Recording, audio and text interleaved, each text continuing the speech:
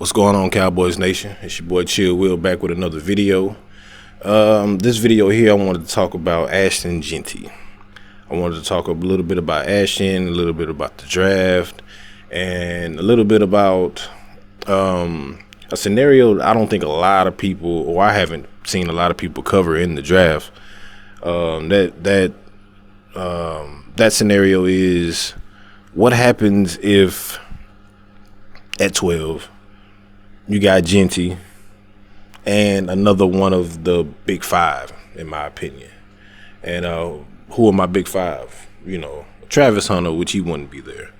But my big five is like, and what I mean by big five, my big five is just I'm picking these dudes. I'm not passing. I'm not looking for the trade back. I'm not like these dudes are just bona fide all potential all-pro players, day one starters, potential offensive and defensive rookies of the year.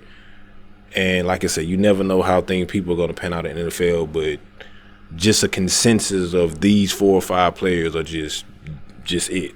For me, that's Travis Hunter, that's Tech McMillan, Mason Graham, Ashton Jeanty, and of course, Abdul Carter. Those are my big five. Those are the can't miss guys. Like if you anywhere from 1 to 12 and you land one of those top 5, those guys right there, you've won your first round. Like it's automatic that you won your first round. So, you know, with Shotty being our new head coach, Clayton Adams, which I'm very, very excited for, and y'all stop all that offensive line talk in the first round, bro. Like Clayton, based on what Clayton has done and based on what we've seen Clayton do, like Clayton, he can make average offensive linemen cohesive. He can make average offensive linemen play well above their means in a system that's fun for offensive linemen, in a system that keeps the defensive line on their toes. It's not duos. It's not just duos. It's not just traps. He's 15% pin pull, he's 15% trap, he's 15% duo.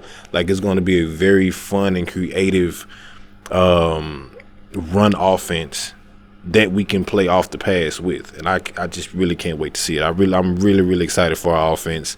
Like now, like even if we don't really add anybody, which I know we are, but even if we really don't add anybody, I'm really just excited about the offense just in whole. But with Shotty, with Clayton, it's pretty obvious that, you know, we have a good shot of taking Jeanty at 12 if he's there. I feel like he will be there.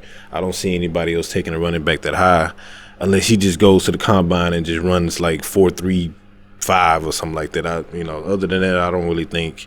Maybe Chicago, and for some reason San Francisco. I don't know why because they got I don't know why San Francisco just is sneaky. I'm kind of watching them a little bit. I think they picked right before us. But other than Chicago and San Francisco, I don't really see too many teams really taking Jeanty. Yeah, so, you know, with Jeanty potentially being the pick, okay, what do we do? Because let's just be honest, guys. Like, teams are bad at drafting. Like, it's a consensus that I would like to agree that you all would agree with those 5 players being just can't miss. But I do think, what if, you know, Jackson Dart goes on his pro day or he goes to the combine and he just wows? Like, quarterbacks, no matter how good they are, they're going to get drafted in the top 10 because the position is so needed. Like, I think Shador is a second-round talent, but he's going to be one of the top 3 or 4 guys picked because quarterbacks are just hard to find. So it can happen. So if we're sitting there at 12 and let's just say Tech McMillan and Ashton Jeanty is there, or Mason Graham and Ashton Jeanty is there, or for some freak reason Abdul Carter is there and Ashton Jeanty is there. As much as I like Jeanty, and Jeanty is number 1 on my big board, and he's number 1 on my big board because I'm a running back. Like, I played running back my whole life. I know how good this dude is going to be. Like, I think that Jeanty's can't miss. The problem is those other guys are can't miss as well. So, and with the thing that's, I think that we have to think about, if one of those other 4 guys are there, which Travis won't, but one of those other 3 guys are there, the Tech McMillan, the Mason Grahams, the Abdul Carters. If one of those 3 guys is there at 12, along with Ashton Jeanty, I think you have to pull the trigger on, the Tech or the Mason or the Abdul Carter. And the reason why I say that is good and is generationally talented, I think Ashton Jeanty is. I just think that it's so many other good running backs in this draft. Like, I've looked at, I think I'm up to 32 running backs right now. And I think out of 32, maybe 28 are like legit draftable running backs. And I've never seen this many draftable running backs since I've been, casually looking at the draft. I don't know if anybody else has that many running backs that are draftable.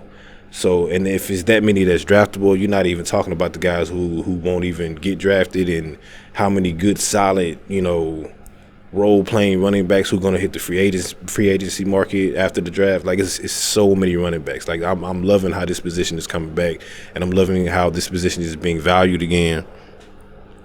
But yeah, man, and I think for me, that's the one thing that may hurt the people who want Jeanty at 12 no matter what. As generational as I think he is, man, I just think it's so many other running backs. And like I say, if you can give me a Ted McMillan and an Amarian Hampton in the second round, bro, I am doing backflips. If you can give me a Mason Graham and a Bashar Smith, bro, I'm doing backflips.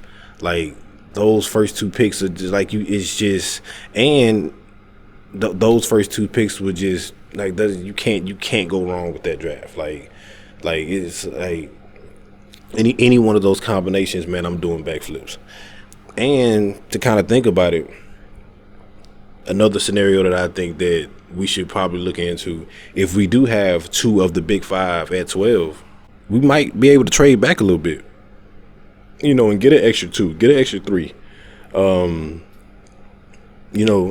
If both of those guys, if we do have 2 of the big 5 at 12, we might be able to trade back and get an extra 2, get an extra 3, and still be able to get one of those top 5 players. That's my absolute dream scenario.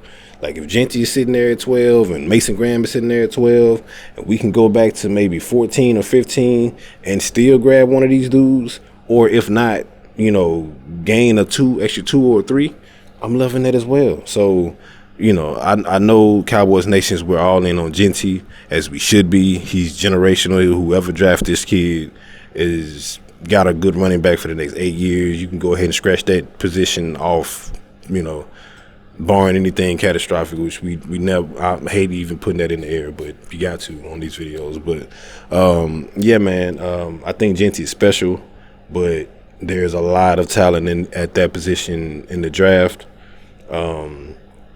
And Jeanty being there at 12, and Jeanty and another one of the big 5 being there at 12 gives Dallas so much leverage.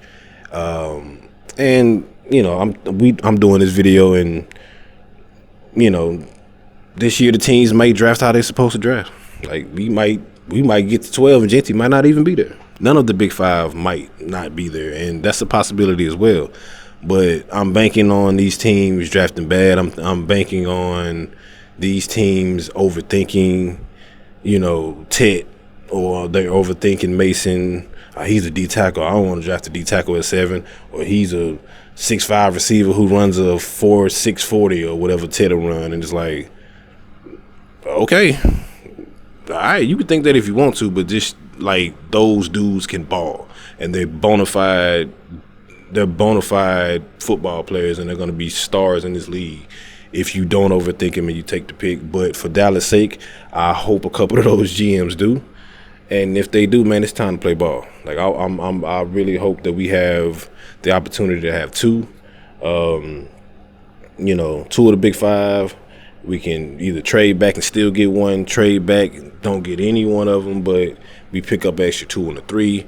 And just play ball. But let me know what you guys think about it. Let me know, what's your draft plan at 12 if we have 2 of the big 5 there. Also, let me know if Jeanty's there. For my Jeanty fanatics out there, are you still taking them? And I have no problem with it. Let's talk about it in the comments, man. Let's dialogue. Let's go back and forth. Thank you guys for liking, watching, commenting, subscribing. I really do appreciate it, man. And until next time, man, I see y'all next one.